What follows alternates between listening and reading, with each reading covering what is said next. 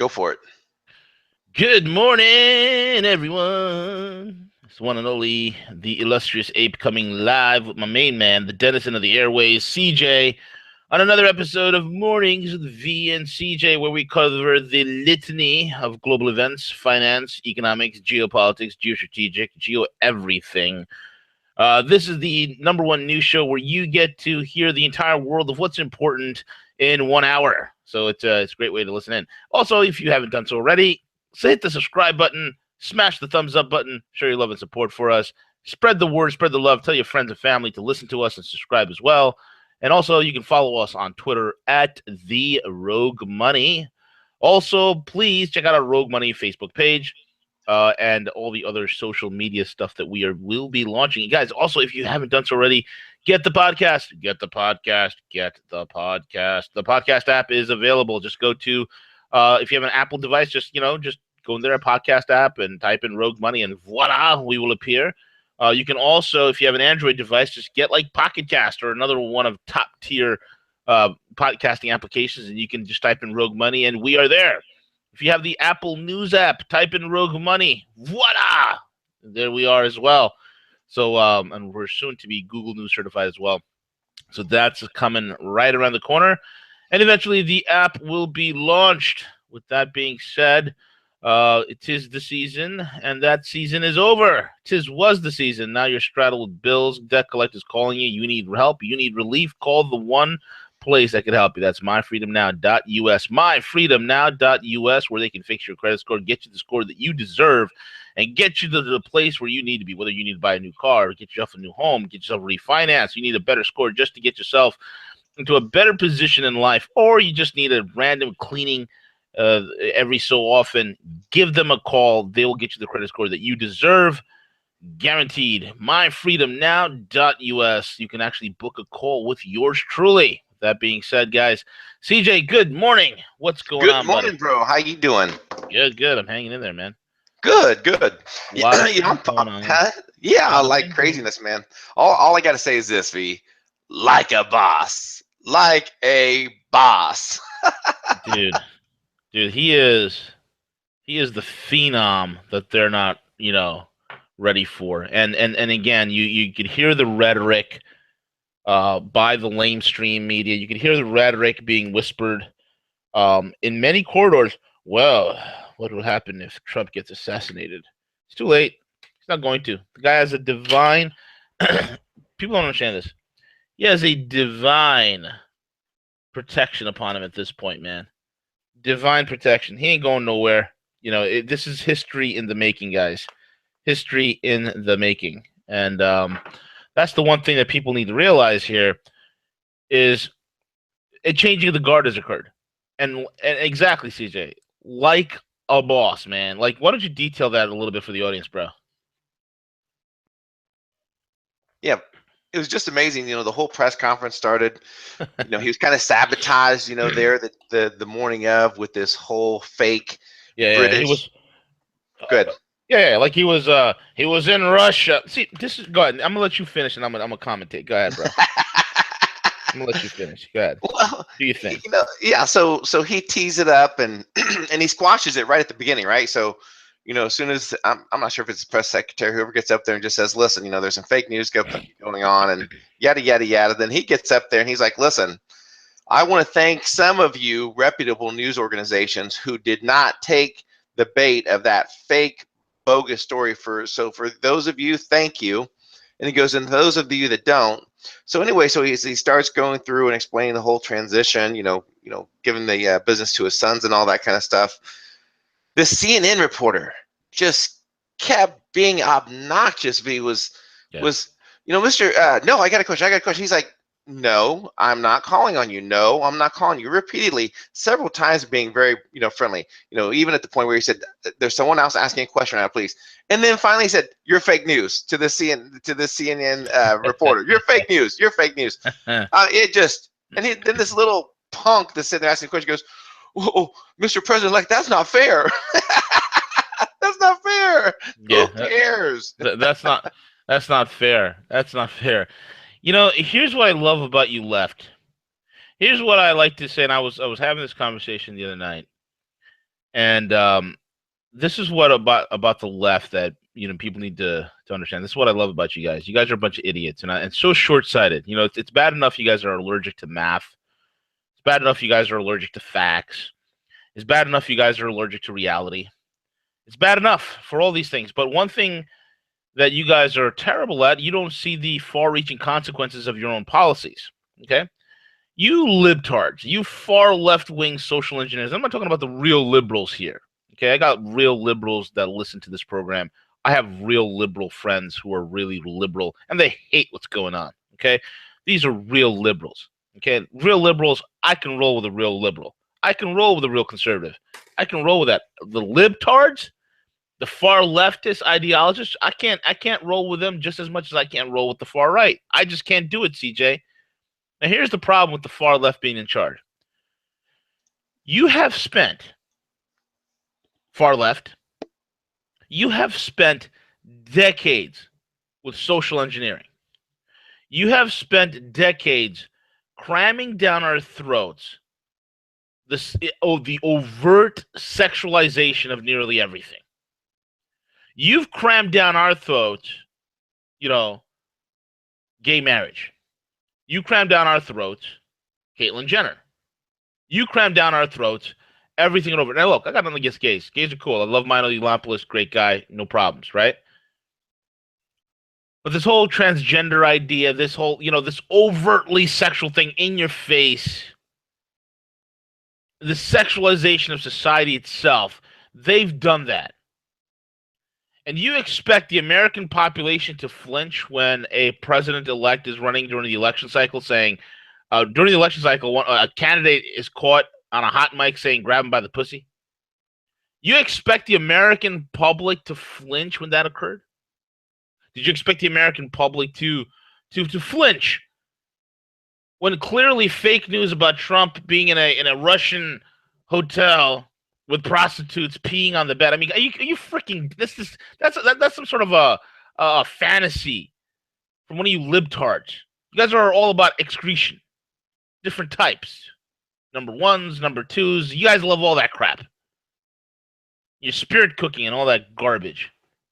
So you guys expect in this overtly sexualized society that you've created for us to flinch, you expect all of a sudden you're going to cram this down and you guys are going to be the purveyors. You guys are going to be the conduits of this perversion. And then you want to take a moral high stance and expect us to follow you when you've crammed it down our throats? Absolutely not. That's the problem with you, left. You guys are idiots. You created it, then you're wondering why we're not reacting the way you wanted us to react. Simple, because we don't care. You've already sexualized everything. The only sacred thing that's left in society is the children. Don't touch the kids, man. Don't touch the kids. You leave that alone. You leave that alone, because I've said it before. I'll say it again. Real Americans, we draw the line somewhere. We draw the line somewhere. If you don't want to get knocked the heck out, leave the kids alone. So you've been off of that. You haven't been, so hardcore. You've been sneaky with it. But everything else, you guys sexualize and run. You think we're going to flinch. Well, first and foremost, CJ, let me tell you this. I said this before. I am like one step removed. I don't have like access to the man or anything like that, but I am one step removed. And I know there's certain things that do eventually make it his way through to him. That's all I could say with that. But I'll tell you right now, I was having this conversation with one of his closest friends, Donald Trump's closest buddies. And, we're sitting together, we're talking, and, he was actually talking about, and this is when Donald at the press conference, when he was saying, look, I would never do such a thing. I'm a germaphobe. He's right. And I'll give you a story. This was at the opening of his golf course in Westchester. And this redone, newly renovated golf course, beautiful facility. And, everybody was there. A lot of big wigs, a lot of heavy hitters were there who were, rubbing elbows and the whole night. And Trump's sitting at a table. And he's got a bunch of other guys with him. And some woman, so I think one of the guys that are in the table with him was interested in a particular woman. He wanted to get with her. This guy's also a very successful individual. And he wanted to get with her. And Trump freaks out on the guy and says, hey, man, you need to stop doing that because they'll set you up. So right away, Donald's responding to his friends, hey, don't do it. They'll set you up. You don't know if they have any sort of disease. You got to be careful. It's dangerous. This is the guy, years before any sort of presidency. So this is him telling his cohort to be careful. It's also a known fact that he tells his employees all the time, hey, don't get caught out there. People like to set things up. People like to get you on video, photo, email, this, that, and the other. Don't get caught out there. Be careful. And all of a sudden, this idiotic fake news, 1,000% fake news, which is really not any event that happened, which is probably a fantasy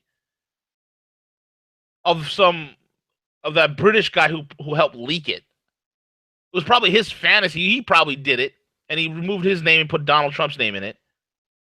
Okay, of how he was, getting pooped on and pissed on. I mean, what the hell? It's disgusting. Absolutely. Just crazy. And CNN, without any fact checking, goes ahead and runs with it. And the funniest thing is, who gave this dossier to the FBI? Who?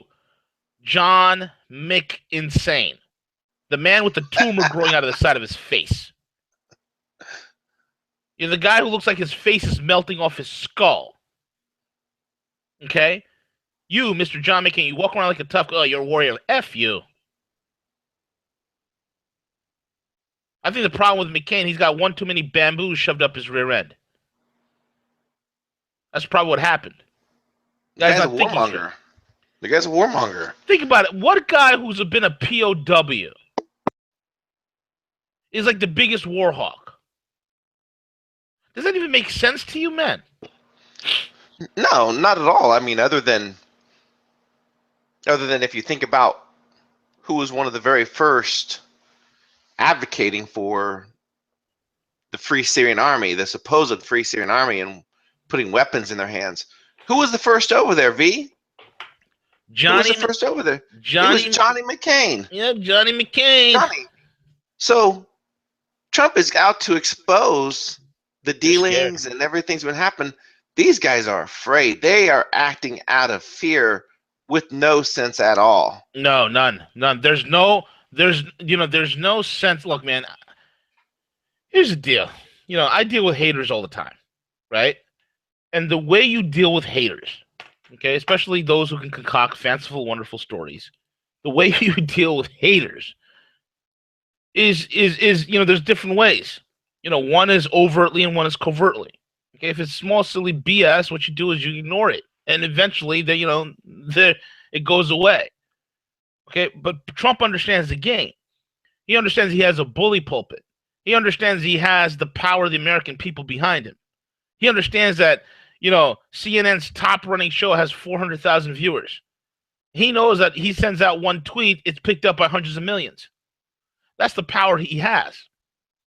So you have McCain, no fact-checking, nothing. Runs and McCain, with John McCain admitting,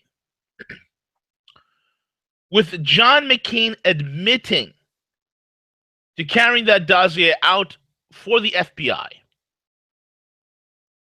what he has done, CJ, he has sealed his political fate. He's done. The people of Arizona, who are starting to wake up out of their brain deadness, are going to get this guy out of office. And when that wall goes up, Johnny boy, all those illegals ain't going to be voting for you, pal. You're not going to bust in those illegals like you did before. He's done, CJ. He's absolutely done. He is. Even if you think about, and we pointed this out several months ago, okay? Remember back when WikiLeaks was coming out with all this information regarding the DNC with the Podestas. And we said, I remember that we were specifically talking about this, was the fact that where is the GOP? Where's the absence of the GOP leadership to demand an investigation with the servers? They were nowhere. They were nowhere to be found.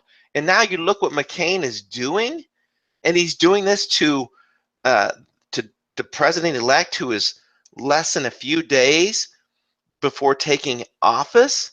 It's un-American. Oh, dude. It's un-American. That's what it is. It's sedition. That's what this is. This is sedition. This is a fifth column attack. And all of you guys, and I said this, CJ, you probably remember when I said this. I talked this about the CIA. I talked this about a lot of these individuals that are in government. You are part of the attack against Trump. You're part of the attack against the American people. You are part of the attack against this incoming administration. All you are doing, first of all, you're not going to win because you guys are a bunch of idiot amateurs. Idiot amateurs. And I've given these guys the playbook of what the hell to do. I'm playing conciliary for these guys, CJ. I'm giving them like the conciliary advice saying, hey, here's what you got to do. You got to disappear for a couple of years. Bum, bum, boots. You come back and maybe things are different. Right? No, these guys don't want to hear that. You see, they don't want to hear the fact, exit stage left. They don't want to hear the fact maybe we should just clear out. No, they want to go ahead and let's destate. No, all they've done, CJ, when the purge comes, and the purge is coming, call it drain the swamp, call it, scorched earth, call it whatever the hell you want. The purge is coming. And when the purge happens, what these guys have done, CJ, is they have all painted themselves with a big bullseye. Boom. This has backfired on them so bad. Because now Trump can see clearly who the nails are. And let me tell you about this guy and his business dealings. He does not play. He is brutally ruthless. If he sees you as an incompetent recluse, he sees you as a waste of space, you're gone. You're gone. Cocaine Import Agency, it was nice knowing you. You guys had a good 50-year run. You did you had a couple of overthrows, a lot of narcotics trafficking. I think you guys got high on your own supply. But good knowing you guys, because what's going to happen is the entire organization is going to get gutted. It's probably going to get renamed and or rebooted. The whole thing is going to get redone, CJ. And it's not just going to stop at them, man. No. It's going to go to the NSA. It's going to go to the DEA. It's going to go to every single organization that has been politicized and turned to a fifth column under the left. The only institution that you can trust right now is the military. That's it. And people are, the military industrial complex. Yeah, you get rid of the politicized generals. Those guys are next too. Those guys are scared crapless. That's why they're out there smoking, talking junk. The patriotic ones, the alpha dogs, are coming. Trump, James Mattis, Michael Flynn, General John Kelly. The alpha dogs are coming, and they are freaked out. It's a reverse purge, man. It's a reverse purge from the Obama ages, and it's going to be worldwide. It's going to be worldwide, and that's what these guys are not ready for, CJ. Absolutely. So, my message to John McCain is this: congratulations, you have. Well, what's that? Rosie O'Donnell in your corner, John McCain. Congratulations on that, buddy. Yeah. Congratulations, John. The thing with you, McCain. The thing with John McCain, you've ruined your idiotic legacy. Your legacy is about as illustrious as Obama's. You're a narcissist. You're a sycophant. You're a lackey. You play both sides. You're an undercover liberal. You're an undercover libtard. Excuse me, not a liberal. That's an insult to liberals. You're an undercover libtard. And this is your legacy. Your last political act as a senator, you man with a tumor growing out of the side of your face. You look like a G.I. Joe figure that's been left on a heater that's been melting. That's what you look like, McCain. Okay? Your last political act, you'll be known as the dirty skis bag who took fake news to the FBI and helped CNN push it out. That's your last act as a senator. That's your legacy. What a jackass. Thank you, John McCain. You're a fool. You're un-American. You never were an American. You're a sycophant. You've always been in it. And I don't buy your POW story. I think there's more to it. I think you were coddled because you were the son of an admiral. At some point, you were coddled and taken care of while your fellow American prisoners were tortured. That's why they hate your guts, you punk. And then on top of that, you disgusting piece of filth, you were out there talking about giving away American secrets, telling us to surrender, this, that, and the other, doing what the commies wanted. Are you kidding me? You're a war hero? Who awarded you that medal? That's what Trump said. Yeah, I like war heroes who don't get caught. John McCain. Get out of here, John McCain. Good luck, what's buddy. a perfect and you know what the perfect move that was with Trump is that people do not understand as far as the leadership style, the executive presence that Trump is bringing to the office, and it's something completely new. That when somebody that has that amount of executive leadership, and there's a certain skill set that comes with that. Yep. Keeping your friends close but your enemies closer, determining who you can trust and who you can't. Yep. And a perfect example of that, V, is what he recently did with an intelligence briefing. Oh man, let's talk about that, CJ. Let's talk about that. That was, again, a boss maneuver. It's so refreshing to see somebody who's such an alpha dog. We've had 40 years of manginas. 40 years of manginas running the office. Sycophants who did whatever they wanted to do. It is refreshing to see an alpha in charge, man. But go ahead, CJ. Yeah, so, Trump had been, from the beginning, really questioning the intelligence briefings, and always probably in the back had always wondered, how does this information get out to the public? So what Trump did is, on purpose, he specifically conducted his own, if you will, sting operation. So he had an intelligence briefing that he specifically did not share with anyone, even his closest confidants that he could share with. He did not tell anyone, one soul. So lo and behold, this information still got out, V. He told absolutely no one. And this information was leaked to the media. So how does this happen? So he starts sharing this information of what he did, and how is the media finding these things out? These meetings are supposed to be highly confidential, top secret briefings, right? Yeah. So he completely did his own test of the system to test what he believed his findings, and they were true. That these meetings are not kept in secret. These intelligence briefings, they purposely leaked information out as probably either counterintelligence or whatever whatever favors they think that they're getting from the media. And this is a perfect example of why Donald Trump is wanting to reform the intelligence services. Yep. Exactly, 1000%, man. And it's what they've done is absolutely 100% illegal. It violates, okay? It violates so many laws. And this is what Trump says. I think it's pretty sad when intelligence reports get leaked out to the press. First off, it's illegal. These are all classified and certified meetings and reports, said Trump during a press conference at Trump Tower, his first since getting elected. Then he revealed the details of the stealthy sting he said he conducted on the nation's senior spooks.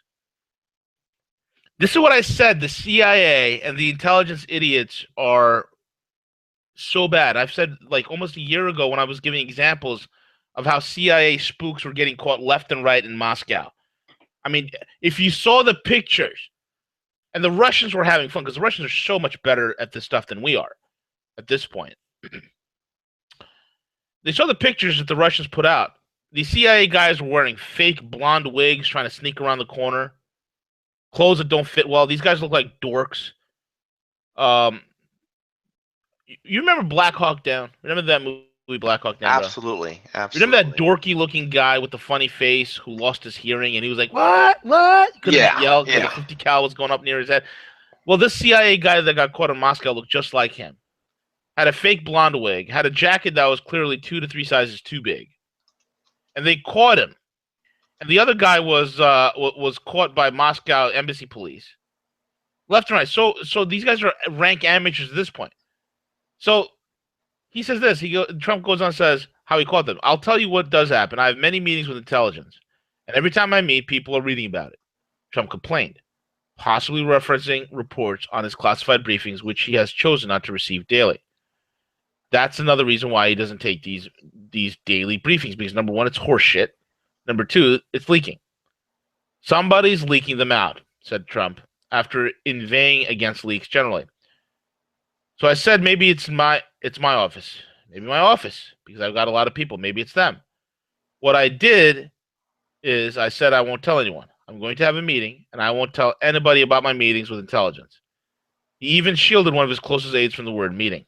Nobody knew, not even Rhonda, my executive assistant for years. She didn't even know I didn't tell her. Nobody knew. Trump continued, drawing laughter from collected family members and staff. Having set the trap, Trump says the word leaked anyway. The meeting was held. They left, and immediately word got out that I had a meeting. So I didn't want that. It's very unfair to the country. It's very unfair to our country what's happening, he said.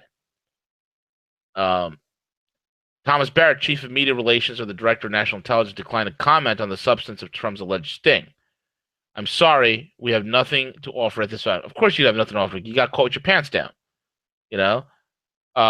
He blasted those who published it, but in a twist complimented outlets which stayed away from the claims. They looked at the nonsense that was released by maybe the intelligence agencies, Trump said.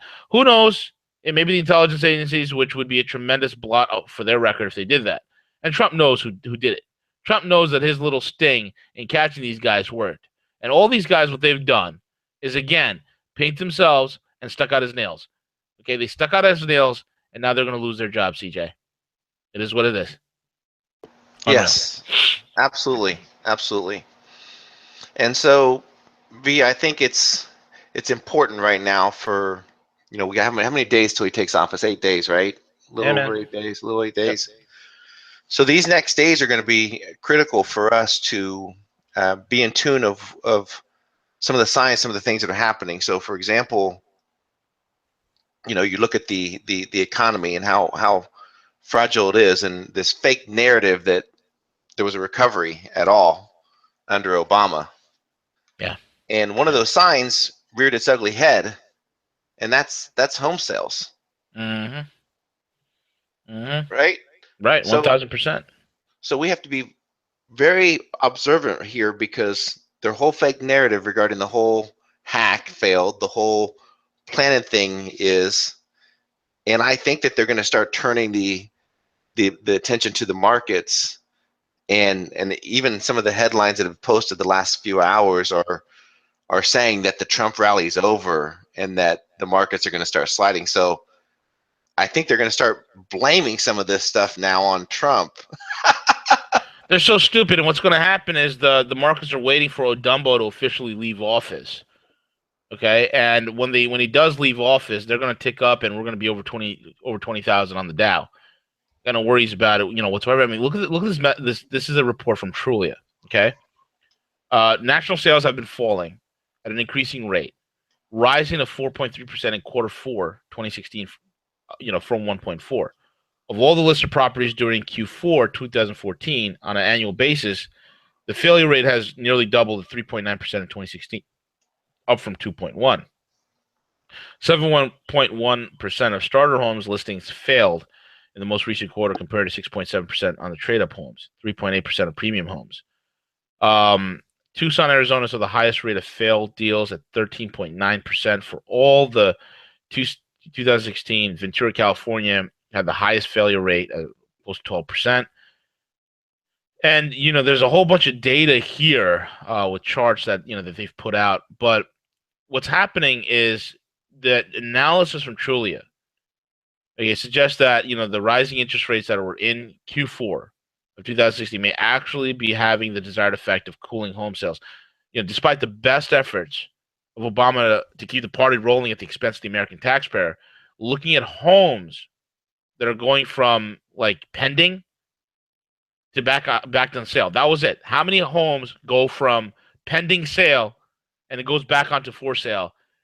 That number has rapidly upticked huge. So everything is signed up. It looks like the home's about to get bought, and boom, nothing happens. It's sales failures. Those sales failures have spiked. Now keep in mind that mortgage applications are the lowest they've been since 1965. 1965, we had a population of 115 million, so half, more than half, less the population we have. Wow. And the home application rate matches that. Okay, that's shocking. Okay, you look at the fact that the only reason why the mortgage industry is surviving right now is because of the Fed. And I've said this many, many years ago. When you have a central bank intervening in your real estate market, you don't have an economy. When you have a central bank and HFTs, intervening in your stock indexes, you really don't have a stock market. You have everything's manipulated, everything's convoluted. So now with the Fed thinking they're going to raise interest rates in order to sabotage the incoming Trump administration, when they know for a fact there's really no jobs recovery, and 94% of the jobs that were created under the Udumbo administration are the bartender, waitress, quote unquote, service-based jobs. They're part-time. They're not real jobs. Okay? These things are going to come to roost. So higher interest rates, the only way right now that's left for the mortgage industry, the only Hail Mary play in order to move. And I have this talk with with an individual who's a business owner in Michigan, and great talk here. He was telling me, hey man, I go to my tax assessor's office. He picked up a house for like $13,000, $15,000 on the outskirts of Michigan somewhere. But he goes to his tax assessor's website. He types in the properties, do a properties list of who owns what. Just type in bank on the search and see which bank owns what.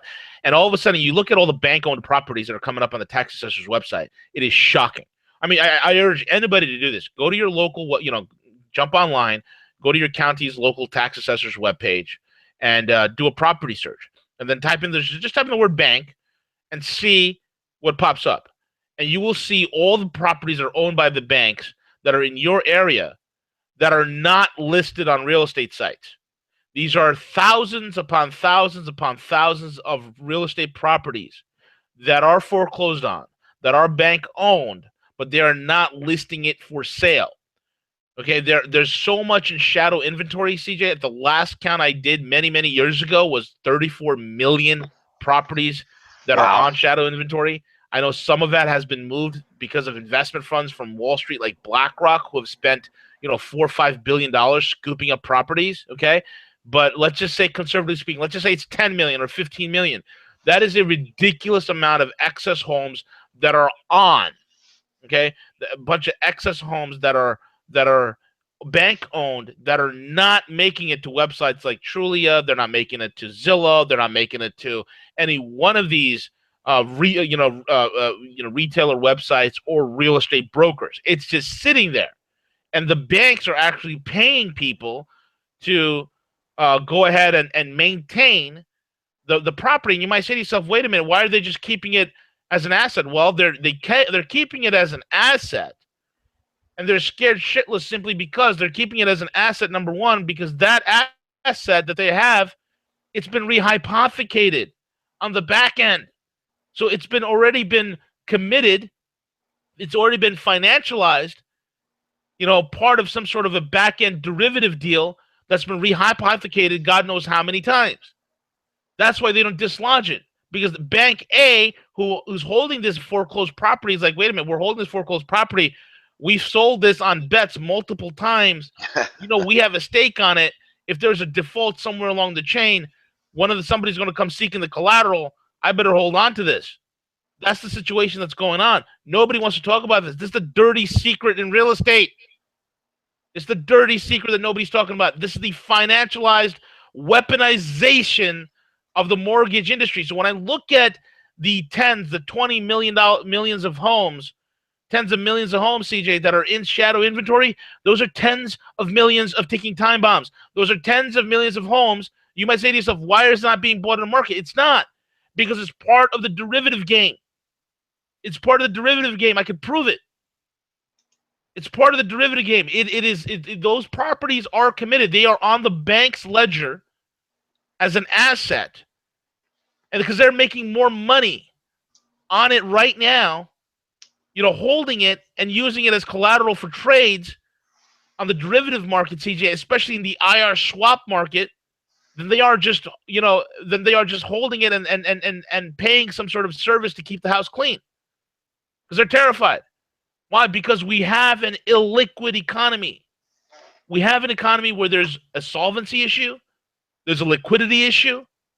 So when there's a solvency crisis, when there's a liquidity crisis, that we're having a real solvency crisis here among all the banks, CJ, all the major banks, a solvency crisis, and you have money velocity that's the lowest it's been since the 50s.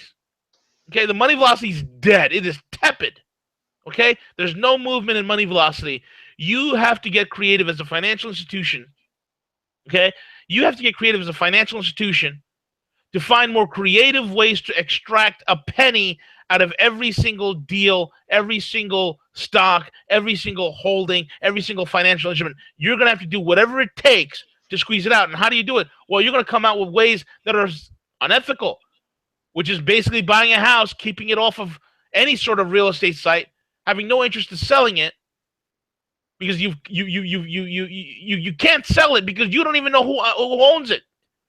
You sold it to Bank A, who sold it to Bank B, who sold it to Bank D, who sold it to Bank E and Bank F and Bank G, and the title's gone God knows where. And you're holding it out of fear, and now you're stuck. This is the issues that we're having. These are deep-seated problems with the mortgage industry. Nobody's talking about it, CJ. You you nailed it, V. You're absolutely right. Through that whole time period, banks were told don't kick people out of their homes. There were people that had been living in their homes for 3 years and for 3 or 4 years not even paying a mortgage, right? Yep. The other test you can do too is, I'm not sure if you've ever done this, but call bank, big bank, not it's okay to call your local credit union, but call a big bank and say, hey, I need to speak to a mortgage officer. Guess what? They're not there anymore. No. They're not there anymore. It's all centralized now because the loans they're dried up. They're not there. Right. Exactly. Crazy. Yeah, exactly. Or they have like one guy who's a mortgage officer who handles like 15 banks, and he floats around. It's unreal. Everything's been centralized. It's been centralized. Why? Because at the end of 2008, what do? Every major bank gutted their mortgage department. Everybody. You had a mortgage department in a bank that had 2,000 people processing applications, doing this, doing that. They gutted it down to like 150. They purposely bottlenecked the whole department. It was done on purpose. They've done everything to keep the shadow inventory off, because if they release it, the high asset prices, which are American real estate, will come crashing down. You make more money on these high asset prices on the back end derivative market than you would do if you allowed these prices to crash. And so they've kept it off, man. Absolutely. No one's talking about that. Everybody's talking about house prices are down. Well, why are they down? This is the next, this is another, this is the other big short that's about to happen, bro. It is. Yeah. Right around the corner. Are so overvalued right now. And you know what? It's you were starting to see the pressures come, CJ, because now in Manhattan, the most expensive real estate in the entire country, Manhattan, the Manhattan apartments are coming down in price. Where you're spending, originally $600,000 for a closet space. For a closet space, $600,000. Crazy. That's like, yeah, those prices are coming down 15-16%. Prices in the Hamptons are coming down drastically, 20%. Homes over $5 million are now $2 million. Big changes are happening, CJ. Absolutely, V. Absolutely. Which brings us to the other major move here. What do you want to hit next, man? I mean, we got some Bitcoin news. We got OPEC. I think the Bitcoin news is important to talk about. We have the actual Friday, the North American Bitcoin Conference kicks off Friday in Miami. So this is a good article that kind of details regarding Bitcoin and why it's important and the potential for it, especially talking about the whole transition that you're seeing, currencies that are collapsing across the globe right now, right? Yeah. Look at the peso. The peso is falling way off the charts the last 24 hours. So Bitcoin plays a big part of that. And yeah, granted, now China did heavily influence the price the past couple of weeks. But if you think of Bitcoin in general, and then you think of currencies and or bonds and stocks and everything else that are so overinflated right now versus Bitcoin, how viable of an instrument is that for the future, V? Exactly, man. There's a great article of Two Minds blog. This is Charles Hugh Smith, wonderful article. He wrote it called "The Path to $10,000 Bitcoin." And this is a very educated individual. Of twominds.com is his website. Charles Hugh Smith. It says, let's imagine a scenario in which tens of trillions of at-risk wealth suddenly seek an alternative. Any alternative to staying in an asset class that's circling the drain. And I've mentioned this before. I said U.S. bonds are a next big ticky boom boom about to happen. Okay, and this is why we're going to see, 29,000 point Dow. We're going to see high gold prices and high commodity prices and high silver prices and high Bitcoin prices ratcheting up before the fraud eventually ends and the American stock market eventually overheats, becomes unsustainable, and it gets a massive correction, which will be coming. As my colleague Dave Fairtex observed recently, the paint isn't quite dry on Bitcoin, the expanding host of other cryptocurrencies. Initial enthusiasm for the latest cryptocurrency that's going to eat Bitcoin's lunch generates outsized returns for early investors.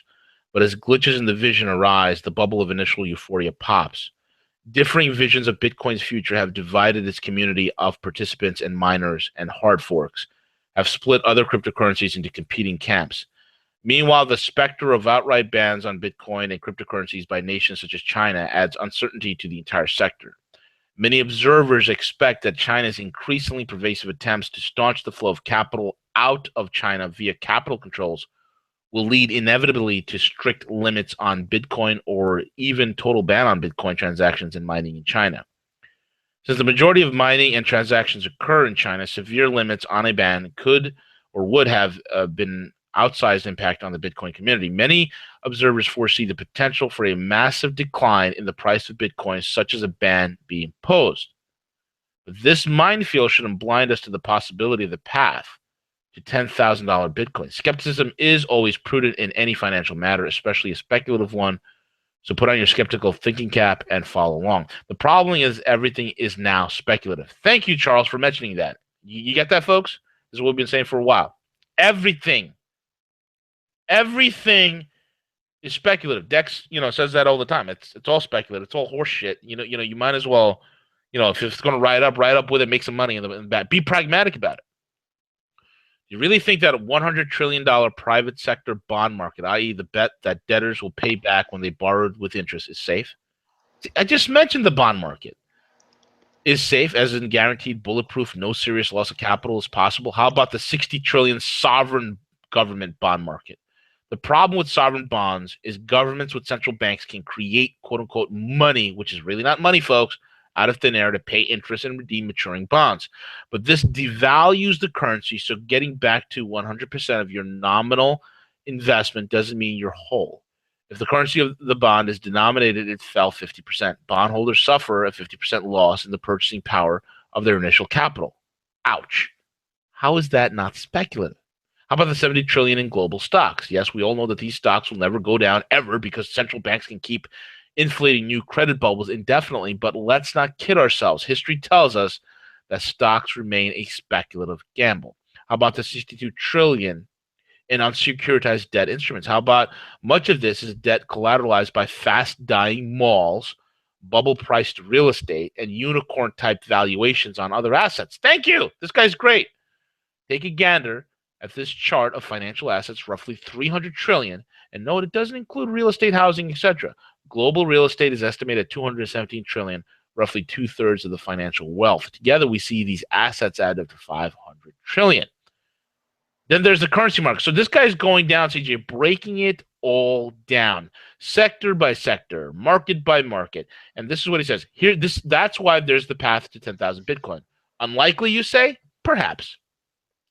But if you're in the mind that 500 trillion in current assets might be revalued considerably lower in a global crisis, then a tiny sliver of that fast evaporating wealth finding a home in Bitcoin or other cryptocurrencies doesn't seem that far-fetched.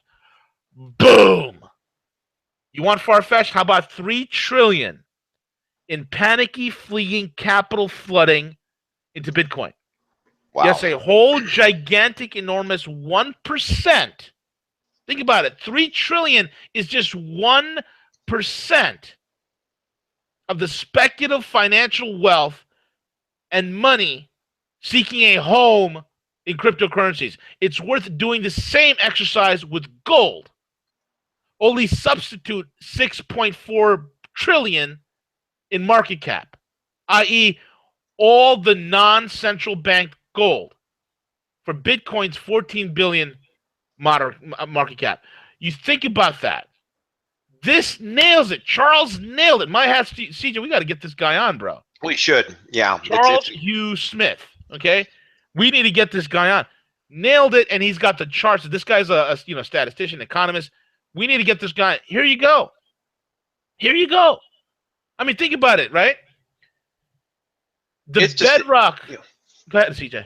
No, I was just going to say, think about it. I mean, the amount of currencies. What we see in China, right? Yeah. When the yuan started to slip, what did people do? They flee to Bitcoin, right? Think of in Mexico, for example, where they're seeing their currency just plummeting. And what if months ago? And there's nothing in life guaranteed. There's no guaranteed in any commodity, any trade. But again, what we've been consistently talking about is to diversify your portfolio, V. So this article kind of goes through and kind of breaks it out to help people understand why that's so important. And the pure numbers alone, the numbers, the figures that he throws out there are just astonishing. Mm-hmm. Mm-hmm. Absolutely, man. Absolutely. So, this whole crackdown, like here it is. Here's on my feed. I just, picked up my Google Pixel XL as a shameless plug for a wonderful smartphone. And here it is. It just came on my newsfeed from the BBC. It says China crackdown sends Bitcoin sliding. Let it slide. It's being gifted to you, my friends, because here's the deal. This is what I'm saying. Bonds have been the bedrock of long-term risk-averse investors. What happens when now bonds are fissuring? This is a fact. Just go do a friggin' Google search. I'm not telling you to take my word and run from it. No, do a friggin' Google search. It's easy as day. I've been talking about this crap for years.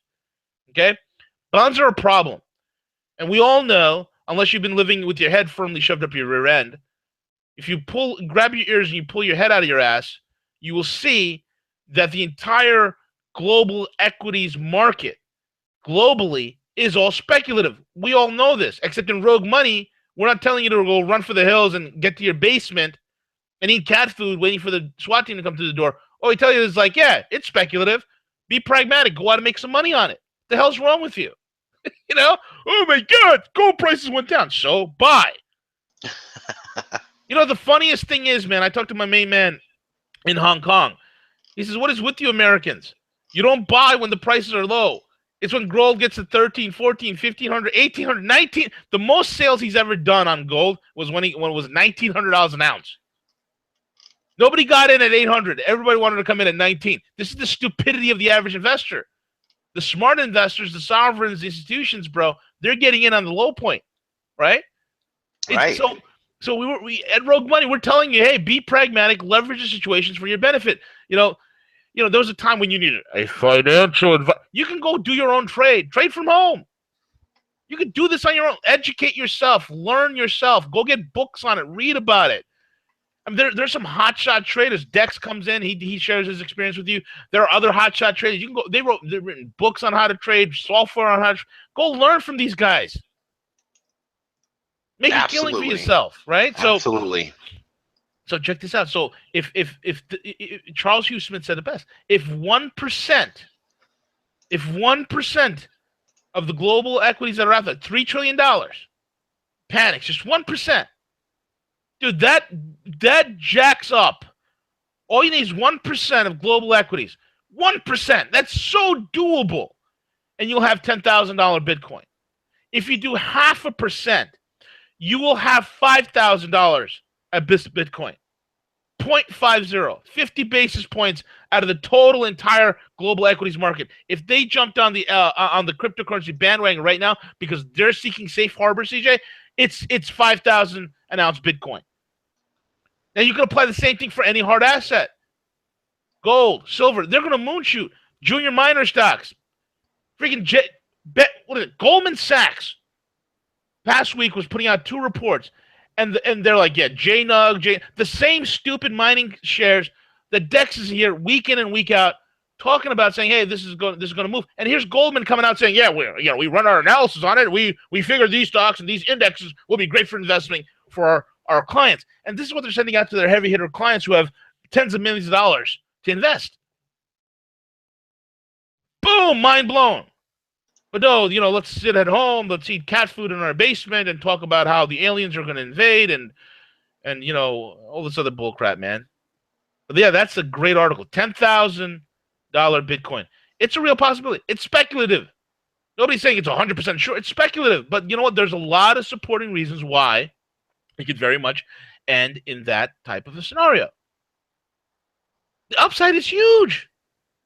Absolutely. The upside is huge. Bitcoin is finite. Gold is finite. Silver is finite.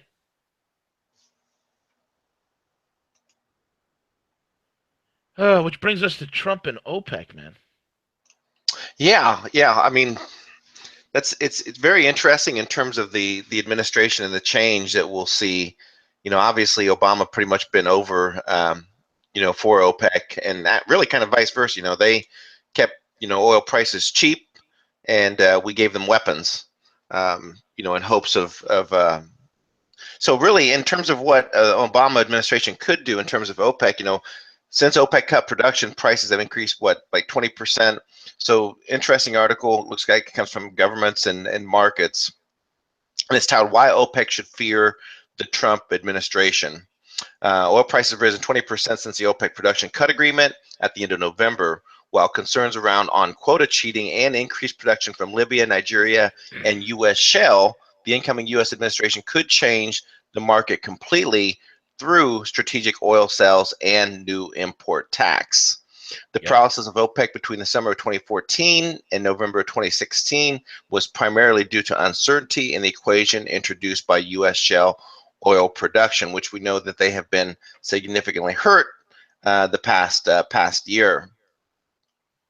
Yep. So, again, the next few months are vital for the oil markets as adherence to the OPEC quotas and potential supply resurgence from disruptions in Libya and Nigeria are monitored, particularly as the Russians' participation is conditional on no cheating. So, what Trump could do was it basically talks about is, if Trump starts, taxing, oil imports, would he increase U.S. production, all the oil reserves that are there and the potential for new pipelines. Trump is, promising over $1 trillion in infrastructure, and obviously there's going to be a lot of demand and need for oil to help fund that, as far as the refineries and everything. So V, this is again, I guess it's a wait and see in terms of the oil and the markets, and obviously we've certainly seen a surge in pricing here lately. 1,000%. You see, Trump is a mercantilist. I'm a mercantilist. Those who in the Austrian school are mercantilist. Here's the deal. Okay, if you want real economics, real growth, you got to do this. What is mercantilism? Okay, mercantilism is the belief, okay, that you generate real wealth and real profits through real, actual trade negotiation, from profitable trading and commercialism. Okay, it's the theory that trade generates wealth. And it's stimulated by the accumulation of profits. Trade generates wealth. Trade generates jobs. Trade generates economies. Trade generates investments. Trade creates opportunities. Trade creates real, tangible wealth in a physical economy. And a government should encourage this by means of protectionism. We talk about China's growth. Oh, China has 7% growth GDP every year. India, 6% growth GDP every year. How do they do it? They have protectionist economies. Duh! Nobody talks about that. We have a tepid 1% growth if you count the BS numbers. You revalue that, it's It's in the negatives. We've been contracting 3-4% per year.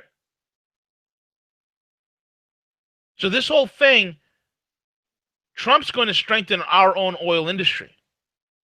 And bro, just like we all know that there's a tantamount amount of supply of oil that's in Prudhoe Bay, Alaska, that they've capped and they're not opening, they're not touching. You could expect that to open up. Absolutely, absolutely.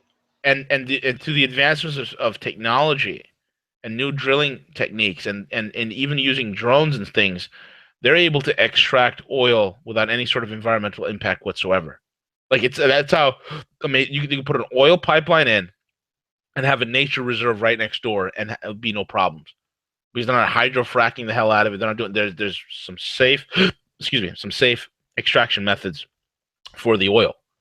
You know, amazing, bro. You know, Truly amazing. amazing. This is going to help our industry. It's going to help us become more energy independent, and again, develop a real physical economy with real physical wealth. This is what the whole game is about, man. It is about reality. It's about having a real physical market, bro. Yeah, absolutely. And having the leadership in place to call people out when they play these silly games and, you know, jack up the prices of $5 a gallon and affect every consumer. You know, it's very interesting, B, you know, when we saw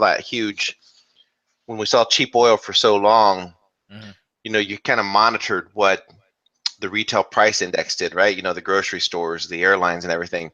You really didn't see any adjustment there, right? You didn't see prices really come down a whole lot. So again, that's why it's just so important, because we don't need to, again, oil prices go up and it affects consumers the most. You know, that gets, they don't just eat that added cost, it gets passed on. But in terms of the bigger scope of it, how important it is to get an administration in there that is going to say we need to drill in the U.S. We need to become a lot more independent on our oil reserves and our oil you know, imports. So very, very exciting. Yeah, incredibly so, man. All right, give it one moment. V jumped off for a second. So we're getting close to the end of our broadcast here. So I'll go ahead and do my part and thank everyone for being here with us today. And I think later on today we'll be doing hanging with Harley. So you can look forward to that. Tomorrow's Friday, so tomorrow we have an interview that we're going to be pre-recording, and then launching it on Saturday. And then also Friday night, tune in. We're going to be bringing the team from Rogue Money together. Bankster Slayer, Ken Shorgan Jr. I think Wolf's going to be joining. Hopefully we get W on as well. So get the Team Avengers together for a great broadcast Friday night. And so appreciate you all. Make sure to check out roguemoney.net. A couple of great articles up there. One by Bankster Slayer. She posted yesterday the fuss about Antarctica. And then also James, the Russian analyst, also has a great article up there as well. So check out roguemoney.net. Make sure to like us on Facebook. Obviously, follow V on Twitter. And more importantly, make sure to pass along our YouTube channel. You know, we've been lingering around the same subs, about 9,400 here the last several weeks. So let's see what we can do to bounce that up and push the 10,000 mark. So everyone have a great afternoon, rest of your day. Tomorrow we'll return to regular time. It was kind of my fault this morning. Wasn't nothing to do with sleeping, and I just a commitment that I couldn't break. So this is V and producer CJ, and we are over and we are out.